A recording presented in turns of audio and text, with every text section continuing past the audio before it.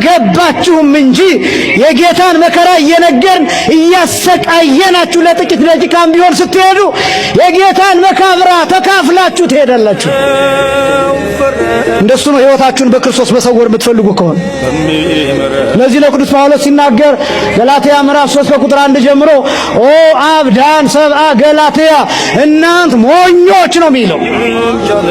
እናንት ሞኞች አዚም ያደረገባችሁ ማን ነው? እነሆ ክርስቶስ በዓይናችሁ ፊት እንደተሰቀለ ሆኖ ተስሎ ነበር። ለእውነት እንዳትታዘዙ አዚም ያደረገባችሁ ማን ነው? ብዙ ሰው ከክርስቶስ ትምህርት ወጥቶ ሌላ መስማት የሚፈልገው መጨነቅ ስለማይፈልግ ምን ነግራችሁ ግን እውነት በስጋ እንድትጨነቁ አይደለም እንድታስቡት ነው። የሚያጽናናው እሱ ነው። ለምን መሰላችሁ? ያሳርፋል፣ ቁስሉ ያሳርፋል። የቁስሉ መዓዛ እንዲሸታችሁ።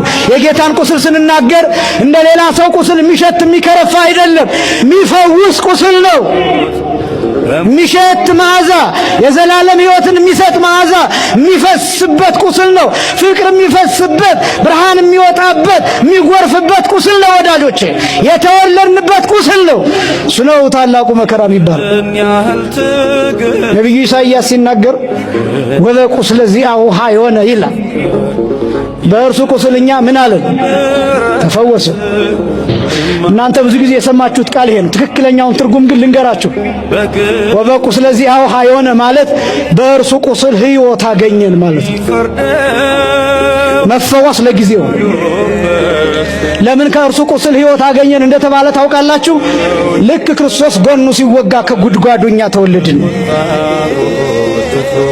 ከክርስቶስ ሞትኛ ተወለድን። ከጌታ ሞትኛ ሕይወት አገኘን። ሁልጊዜ እላለሁ ከደካማው ነገር ኃይል ይገኛል።